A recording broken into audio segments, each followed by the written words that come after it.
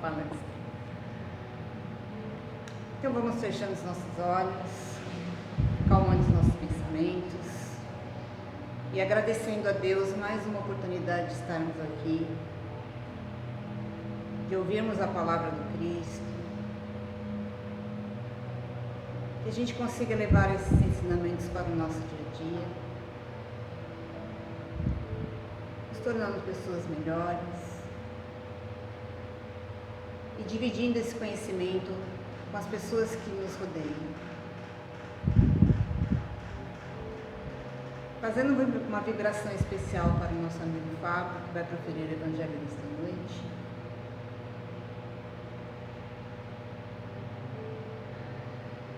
Vamos começar com a prece que o Cristo nos ensinou.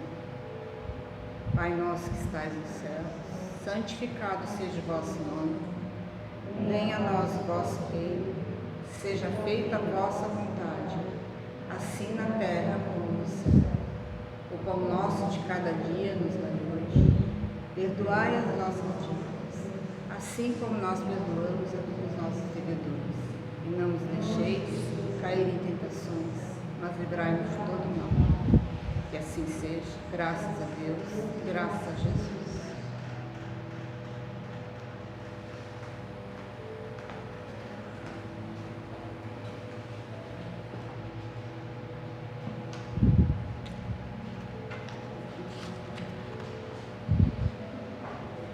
Boa noite, gente. Dando sequência ao estudo do Evangelho segundo o Espiritismo, hoje o assunto será em torno do capítulo 18. Muitos os chamados, poucos os escolhidos. E esse capítulo, ele abre com uma passagem selecionada por Allan Kardec, está no Evangelho de Mateus, capítulo 22, que é a parábola do festim de núpcias. Eu acredito, a maioria aqui já deve conhecer. Uma história, aquelas histórias que quando a gente lê superficialmente, né, quando a gente lê sem a devida atenção, sem a devida reflexão, parece um absurdo, parece uma história um tanto fantástica, né? A dificuldade que um rei tem para arranjar convidados para a festa de casamento do seu filho. Se estivesse falando assim de arranjar alguém para carpir os terrenos do reino, bem, a gente poderia entender, mas falar, está indo numa festa, né? Qual que é a dificuldade, né? Por que tanto drama com isso? Kardec começa o capítulo destacando justamente essa parte, a questão como soa assim absurdo ao incrédulo a leitura superficial dessa palavra, e como isso também no primeiro olhar resulta num texto que não tem condições de oferecer ensinamento algum. O que se pode tirar de um ensinamento desse, de uma parábola dessa? Mas ela tem os seus detalhes. Aliás, tem um conteúdo muito importante. Tem um conteúdo muito importante porque é uma advertência muito severa para todos nós. Entender essa parábola é muito importante para entendermos, para nos situarmos também dentro de um contexto maior em que somos parte de um plano evolutivo. Cada um de nós carrega consigo um plano evolutivo que, congregados, deveriam implicar também na evolução da humanidade como sociedade, como conjunto, e de toda a obra que é certa, inclusive do nosso planeta, que está também realizando sua evolução. E diz respeito também a coisas que a gente também temos de forma mal compreendida. E por isso que é importante a gente prestar atenção nesse conteúdo. Quando Jesus começa a contar sobre esse rei, né, e os preparativos que esse rei vai oferecer para o casamento do seu filho, ele manda os seus servos convidarem todos aqueles que, de alguma forma, pertenciam às castas mais nobres. Então o rei vai convidar primeiro aqueles com quem ele compartilhava, ele privava mais habitualmente, os nobres, aquelas pessoas que tinham seus títulos, pessoas de posses, pessoas que tinham, dentro de um contexto social, um status capaz de estabelecer relações com a realeza. E ele manda seus servos convidar essas pessoas, que eram aquelas que, para quem a festa seria destinada, que seriam aqueles do convívio do rei. Aí Kardec nos chama a atenção, para a gente refletir sobre isso. Quem seriam essas pessoas? Porque toda a parábola de Jesus, ela encerra ensinamentos. Não existe nenhuma parábola que se resuma apenas em histórias, em contos de carochinha. Todas elas têm uma finalidade. Quando a gente vai buscar no Evangelho, todas as passagens, a gente vai aprendendo, desdobrando toda a existência, a vida pública de Jesus, seus feitos e tudo mais. Em um dado momento, os apóstolos, eles se surpreendem com essa insistência de Jesus com as parábolas, e perguntam: mas por que o Senhor usa parábolas? Que parábolas? E Jesus responde para eles: vocês, se têm condições de entender o que eu falo, a vocês foi dada a capacidade de entender o que eu falo. Com vocês eu não preciso falar parábolas, mas para o povo eu preciso. Por quê? Porque eu preciso atingir o povo. Agora, cada qual tem o seu grau de atendimento, cada qual tem o seu grau de compreensão. E a parábola é um mecanismo didático, um mecanismo pedagógico que permite que cada um, dentro da sua capacidade de compreensão, da sua capacidade evolutiva, possa extrair a moral que está sendo transmitida.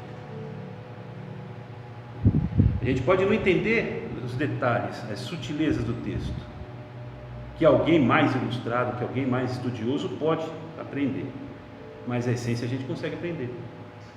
Por isso Jesus se valia tanto desse recurso. Então toda parábola tem o seu fundo, toda parábola tem o seu conteúdo, diz algo para a gente, diz algo muito importante. Então quem são essas pessoas? Quem são os nobres? A quem o rei manda a primeira leva de convites. Há aqui um paralelismo.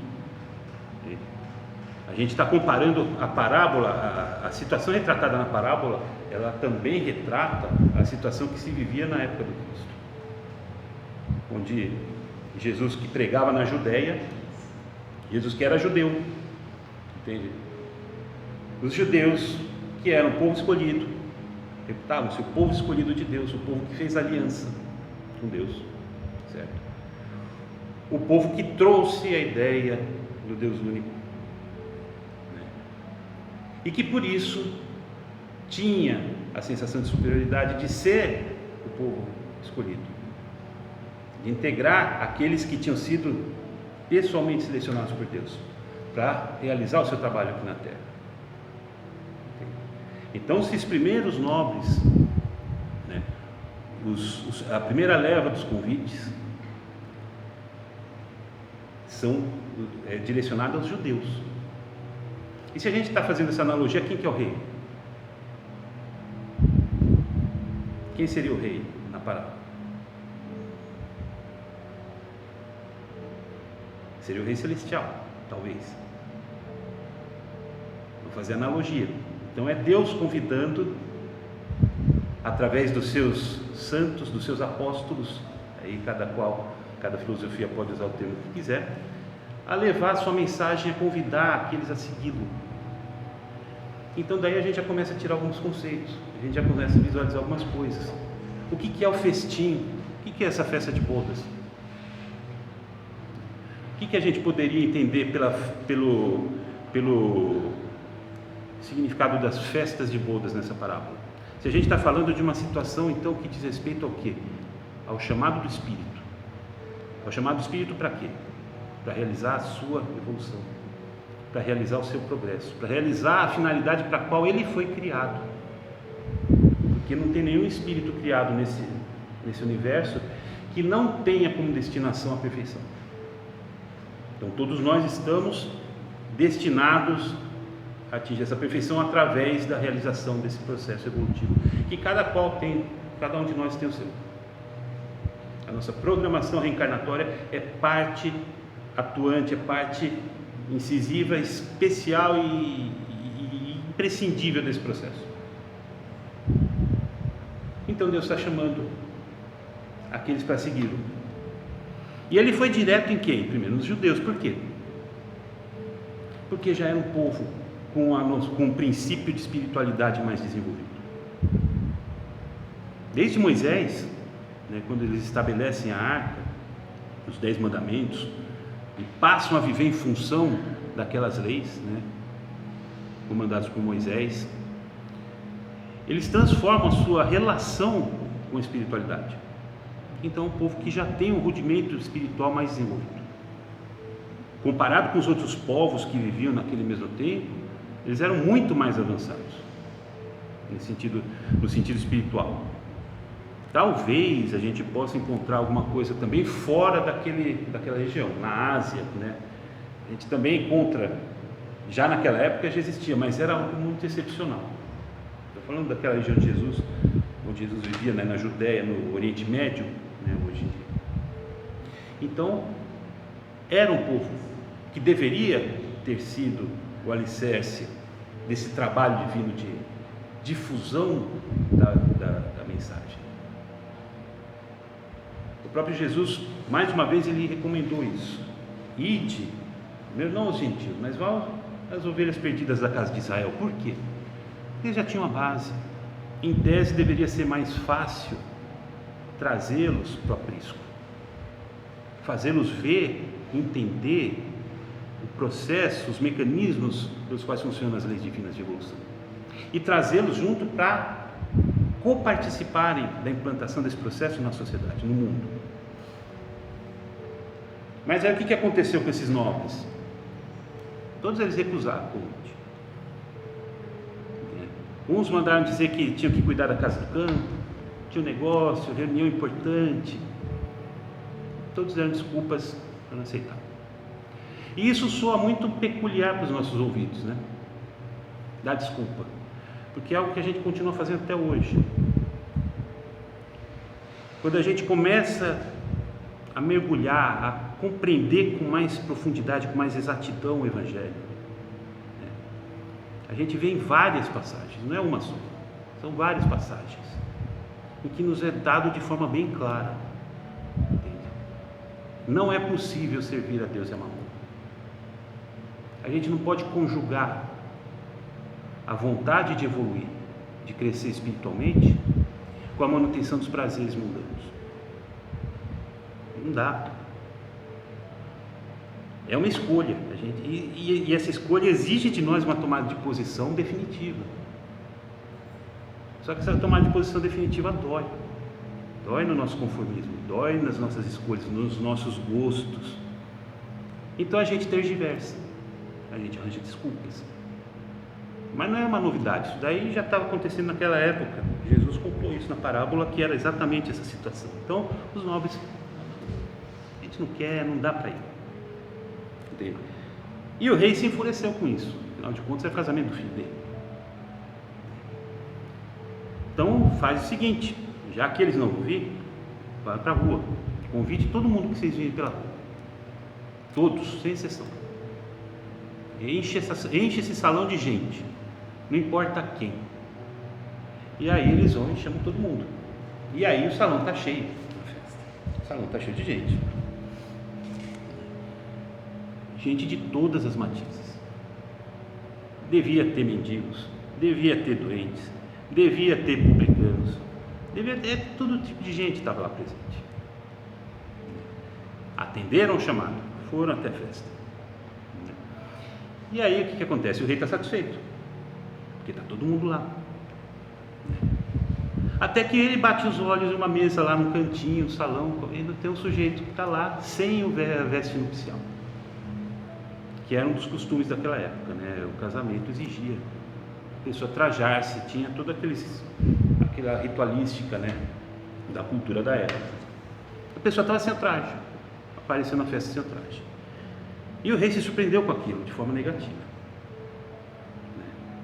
Meu amigo, como é que você conseguiu entrar aqui sem estar com traje oficial? Eu, coitado, estava lá, né? Ele não era amigo do rei, ele não era amigo do filho. Ele estava fazendo um favor praticamente, né? Se for analisar pelo ponto de vista dele, aqui não foram, eu vou, né? Dizer o quê? Não vai perder a comida. Estava fazendo um favor. E aí ele foi detectado pelo rei. Você está sem o traje nupcial, meu amigo. Como é que você conseguiu entrar aqui? Não dá para ficar.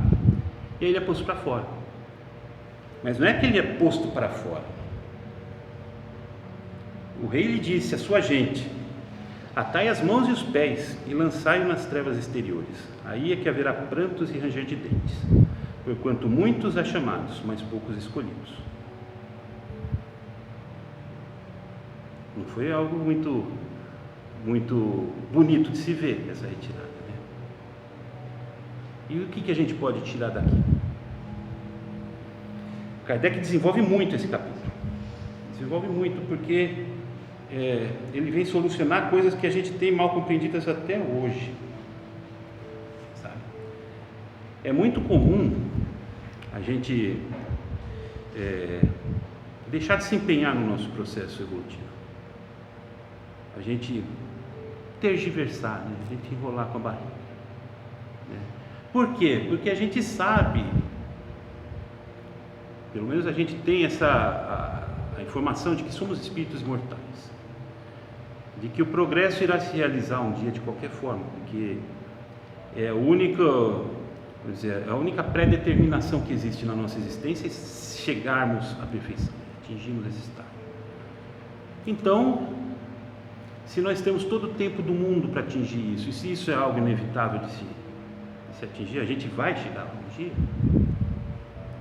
Então também não precisa correr tanto, né? A gente pode fazer de um ritmo mais tranquilo, e nesse ritmo mais tranquilo a gente também não vai ter assim a oportunidade de ter perdas muito grandes, de sofrer muitos contratempos, né? E a gente vai levando, e vamos levando, vai tocando as coisas, e isso está tudo bem, porque afinal de contas a gente está trabalhando com dados concretos. Acho que ninguém aqui tem dúvida de que somos espíritos imortais, né? Essa é uma das bases, assim, premissas essenciais da doutrina espírita, e não só da doutrina espírita, né? A imortalidade do espírito é dogma de toda a filosofia religiosa espiritualista. Também acho que também ninguém tem dúvida de que todos seremos um dia perfeitos, todos seremos um dia Cristos. A gente pode não acreditar nisso, provavelmente todos nós não acreditamos ainda, mas isso é verdade, um dia seremos Cristos. Então está tudo na nossa mão. Para quê? Não precisa mais esforço, como se isso estivesse bom. E aí a gente consegue ir conjugando todas as nossas questões, né?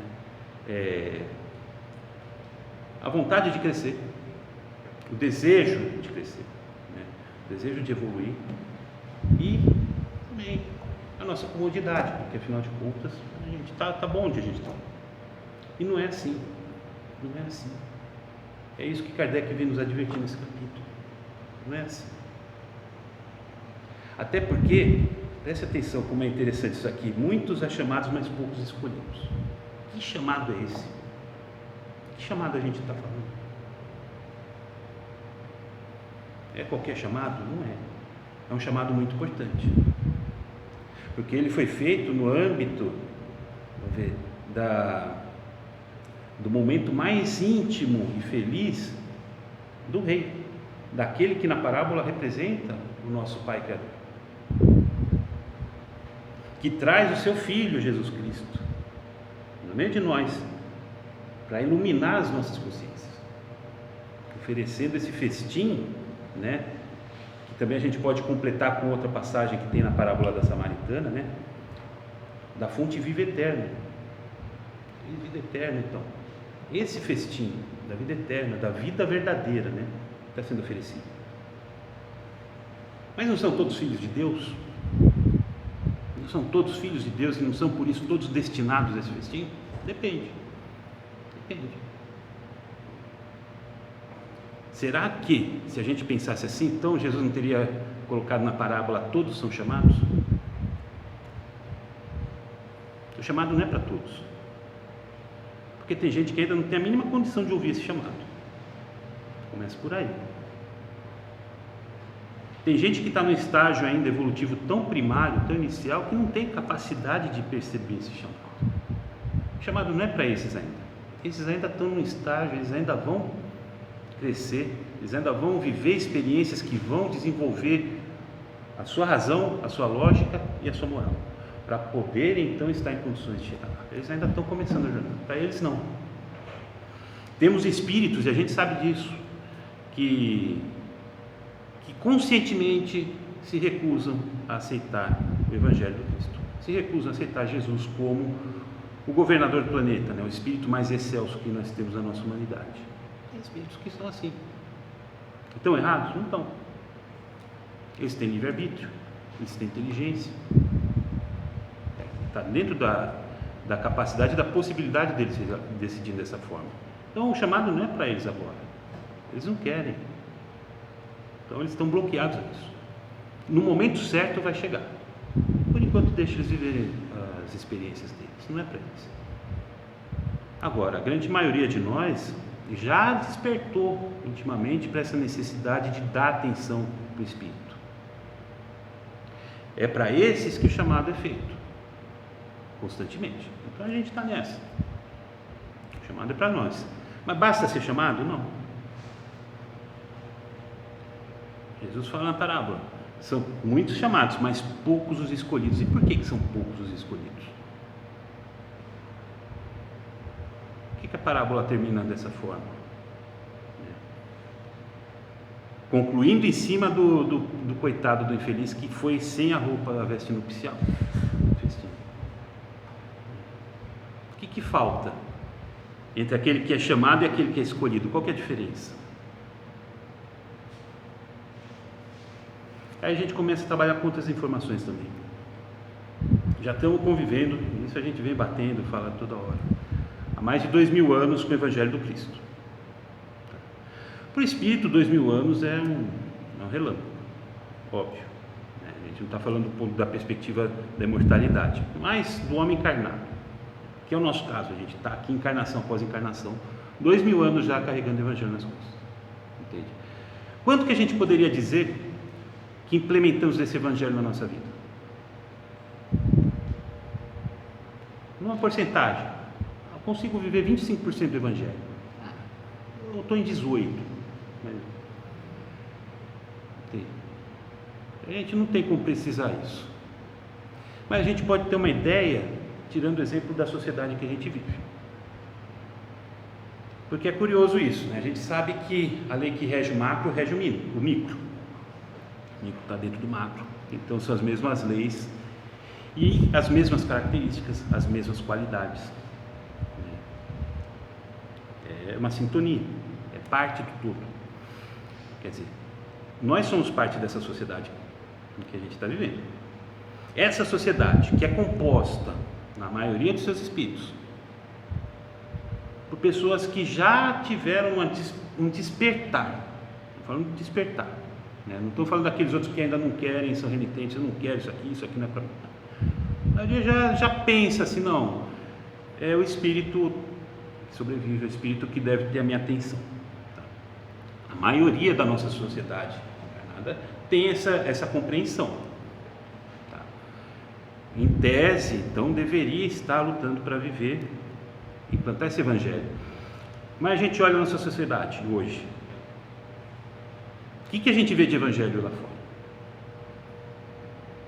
Pode falar, não se acanhe. Tem Evangelho, tem, entende? Mas são exemplos muito pontuais, né? A gente consegue identificar pessoas aqui, pessoas ali, que parece que são de outra esfera mesmo.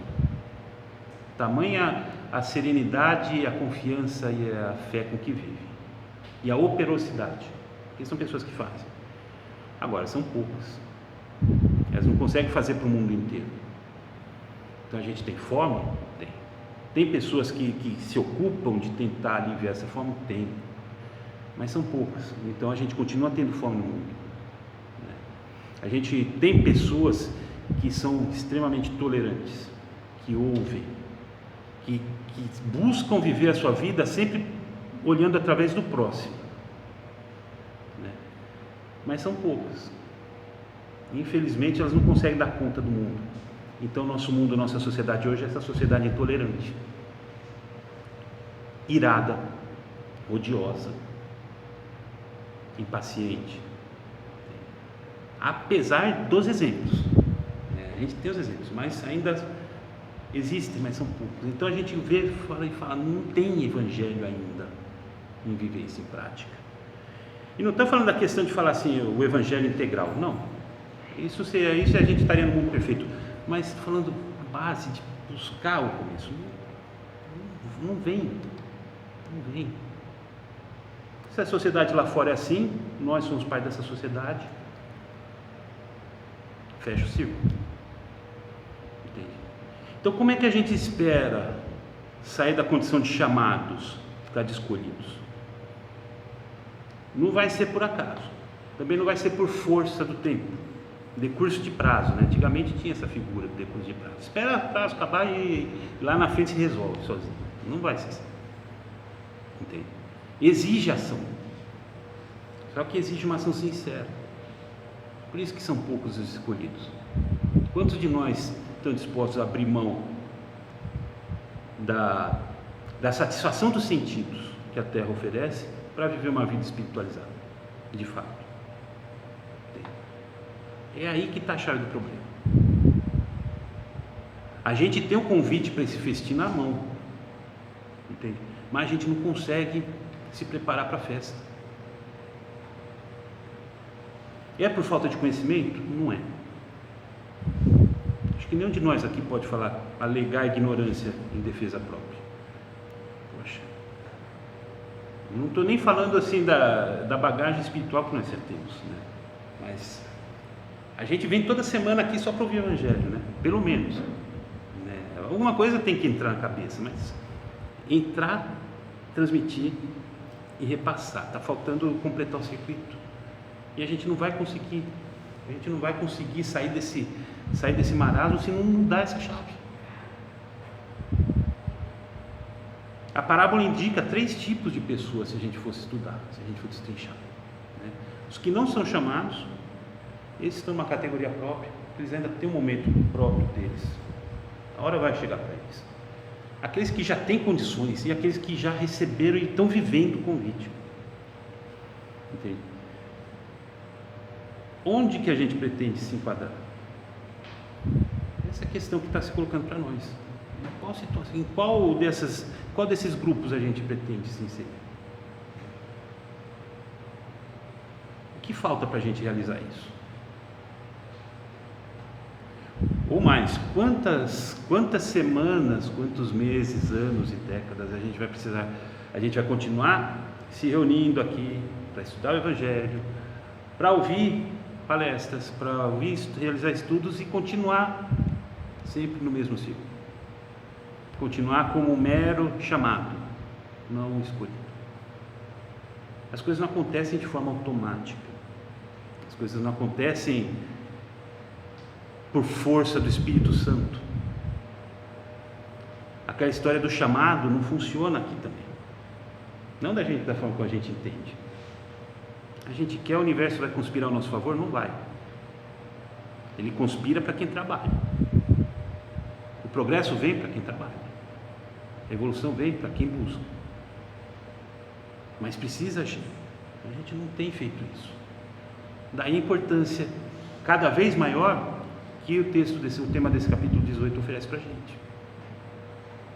Para pensar nisso. Até quando a gente vai se contentar em ser posto para fora da festa? Tem uma fase da vida que a gente gosta de ser bicão, né? Bicão geralmente é posto para fora, né? Mas a gente se diverte com isso, né? Mas é uma fase de adolescência ali. Aquilo lá é é passageiro, faz parte do crescimento, mas aqui é uma coisa muito mais séria, porque a gente está falando da nossa realidade espiritual. A gente tem desperdiçado muita chance. Tudo bem, passou, não dá para voltar atrás. Peguemos o exemplo que Chico Xavier ensinava para a gente, né? Voltar atrás não dá para mudar. Agora a gente muda a gente pode mudar o que está para ouvir. E vamos botar mãos à obra, gente. Está mais do que na hora da gente se empenhar. E a gente está falando aqui entre espíritas, né? A partir da nossa perspectiva da doutrina espírita. Porque está difícil. Está difícil para a gente ser merecedor desse festim. Lá fora, a turbulência é muito grande. Em tese, deveríamos ser os pontos de equilíbrio no meio dessa bagunça toda.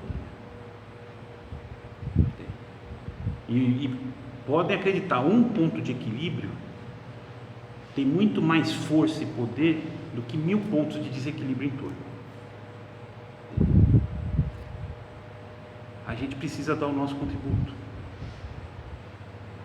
Aí a gente já entra no campo da nossa responsabilidade dentro da nossa sociedade. Isso também vai nos ser posto uma hora. Crescemos, evoluímos, desenvolvemos o nosso intelecto, nossa responsabilidade também desenvolveu. Mas cadê o retorno dela? Cadê a efetividade da nossa... Então a gente precisa trabalhar em cima disso. E a compreensão nesse capítulo ela é muito importante para essa orientação, para que a gente possa se conduzir nesse sentido. Daí fica nosso convite para a gente reler e estudar o capítulo 18 do Evangelho segundo o Espiritismo. Eu sei que são poucos os que leem aqui, mas eu tenho esperança que um dia vai estar todo mundo com o texto bem compreendido para a gente trocar ideias aqui. Não, até porque o centro espírita tem que ser entendido dessa forma. Não é o local para que a gente venha aqui, fica todo mundo ouvindo um falar, até porque que garantia vocês têm que eu esteja falando algo que seja correto? Você não tem. Só o meu rosto bonito que serve de garantia. Agora, a partir do momento que todos nós estamos estudando, estamos compreendendo, mesmo sabendo que falta 1 minuto para terminar, parece, a gente vai ter outra visão, a gente vai ter segurança para poder caminhar. E aí chegar na hora H e falar assim, não, eu estou com o meu traje nupcial aqui, eu ando com ele sempre, eu não deixo ele em casa. Qualquer ocasião que se fizer necessário, que o chamado soar, eu estou pronto. É outra ideia, é outra visão, é outra forma de ver as coisas. Então, fica o convite, gente, vamos estudar porque isso é muito importante. Não é à toa que hoje em dia se faz cada vez mais urgente a gente reestudar, reentender Kardec, reentender a doutrina espírita e o Evangelho, porque precisa. Estamos aí no século XXI, plena transição, plena fase de mudança das coisas. Precisamos entender isso para aproveitar. Tá bom? Obrigado pela atenção de vocês. Vocês tenham uma excelente semana. Que Deus os abençoe a todos.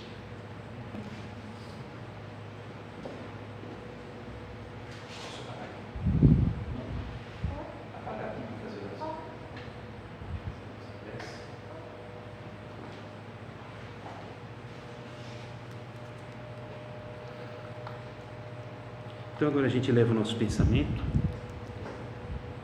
para agradecer a toda a espiritualidade amiga que nos recebe hoje nesse ambiente abençoadamente preparado para nos oferecer esse campo para os estudos, para o desenvolvimento de nossas reflexões e meditações sobre as lições do Evangelho do Cristo. Aos mentores da casa, aos nossos mentores, o nosso muito obrigado.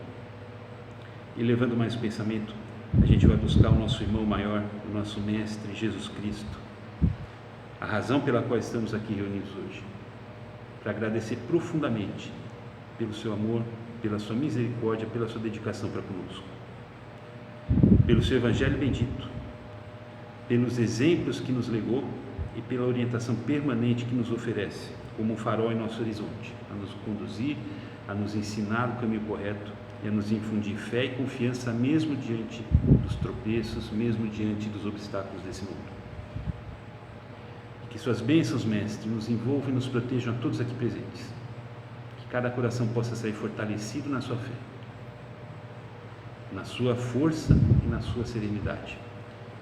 E que as lições que estudamos possam conduzir os nossos atos, palavras e pensamentos, para que cada um de nós possa se tornar uma verdadeira carta viva do Evangelho, trabalhando e auxiliando na propagação dos seus ensinamentos e na união plena e total dessa família humana nos mais profundos laços de amor e de fraternidade emanados de nosso Pai.